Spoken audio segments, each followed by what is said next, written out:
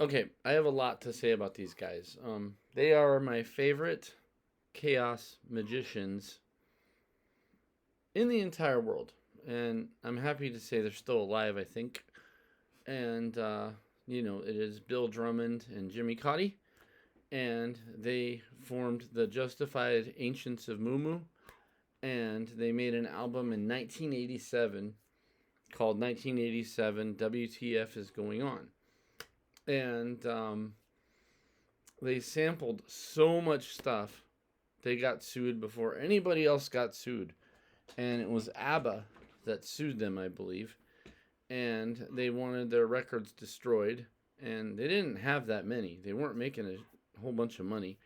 It turns out Bill Drummond, the gentleman with the short black hair, he was an A&R rep, if I'm not mistaken. And Jimmy Cotty, I believe, was part of the Orb for a little while. But this is a group they made, and yeah, and I believe Bill Drummond had actually signed Echo and the Bunnymen to a label and got them going. Um, these guys are geniuses, and they're chaos magicians. They just do stuff that no one can understand. Like they're so under the radar, and yet they did so much. I don't know how to explain this, but I'm trying. So, what they did was they created that group. They made that album in 1987, and it got ordered to be destroyed by the British government because ABBA sued because they sampled the crap out of it. I mean, that whole album was just sample, sample, sample, sample. They just abused the crap out of a sampler, and the whole thing, like it hardly had anything they actually made, and it was beautiful. It was a work of genius to me. And then they did one of my favorite tracks is Whitney Joins the Jams, where they get Whitney Houston. They like tried to meme Whitney Houston into their world. Didn't work, but they sampled Whitney, and they're like Whitney joins the jams, and it didn't work, but they tried. And then that's another thing about that's beautiful about these guys. They're real chaos magicians because when you do chaos magic, it doesn't always work, but you keep trying. And so they made that album, and then some years went by. They did some raves and they did a lot of things and stuff. And then they came up with this idea where they got Tammy Wynette, a country singer, to sing on one of their tracks that they're justified and they're ancient. And they like it's about Mumu, the lost continent of Mu. This stuff is so beyond most people. Like most people hear this and they go, "What is this? It's stupid."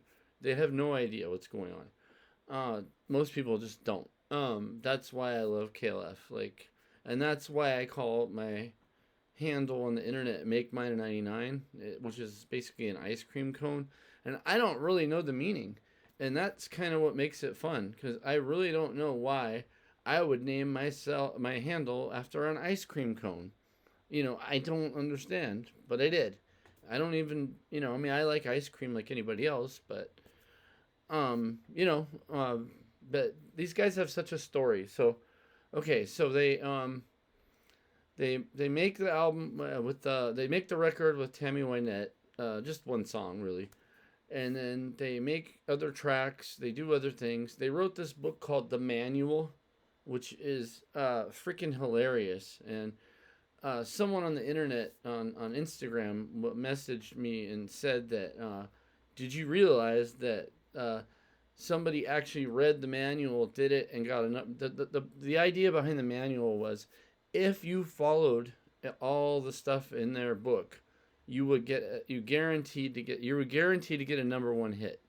Now, when I read it, and I read the whole thing cover to cover, I was laughing because I'm like, oh yeah, who's gonna actually do every single thing? They'll always, because they said if you do everything and you don't, we'll like, I don't know, give you a trip to some. They had like some stupid, I don't know what it was. It was like, we'll take you to Madagascar or something like that, and like it was comedy to me. But somebody followed the gist of the book in Germany, and the person on the internet that was talking to me just a few days ago, he showed me the song, and it fit it perfectly. It was nonsensical, it was crazy, and it got a number one. You yeah. So these guys hijacked the music industry, and people will go, "Well, their music's so bland and it's so cheesy," and it's like, you don't get it. They're not about trying to be the best musicians. They basically were mocking the music industry, um, and so they did. In fact, like, that's why I picked these pictures, um, because if you look, there's a picture here with the gun here, at the bottom. And what happened was, they were at the Brit Awards, and what they did was they brought a dead sheep and left it in the food aisle, and people were freaking out. And Bill Drummond, to use his accent, he has a that kind of accent. He's from the north, like kind of almost like a Scottish accent. He said, "Well, where I'm from, we slaughter animals, so you know, um, what you're gonna eat, like little slices of meat, and you're afraid to see a dead animal."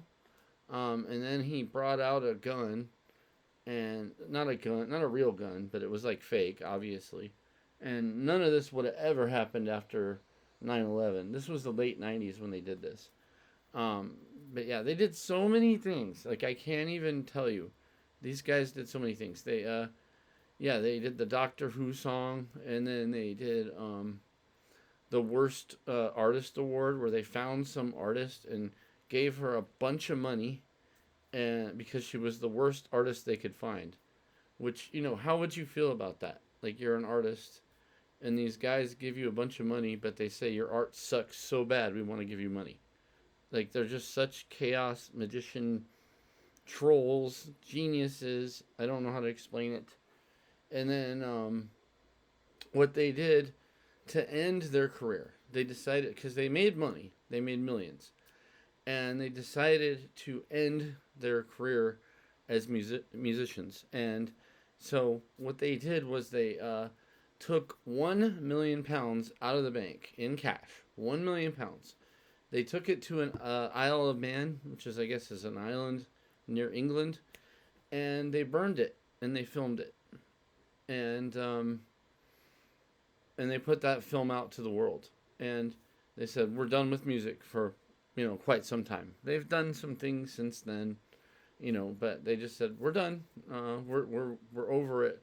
This is like chaos magic at its. I don't even know how to explain it to people, because they obviously know what they're doing. They created a life for themselves that was so unique. Like, no one could have the stories, as they get old, that these guys have. I mean, it's insane, because, a lot of people that are rock stars, they have stories about parties and this and that. But these guys did unique things, they weren't about groupies and stuff like that. They just wanted to do very unique things. And I'm trying to think of other things they did. There's just so many of them. It's difficult to say.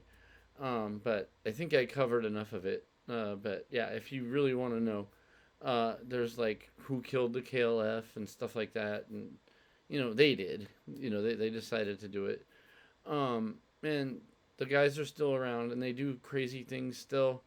They have other projects. I actually kind of participated in one. I'm not going to talk about it, but it's just yeah, it's a little personal, but not that they know me or anything, but yeah, it's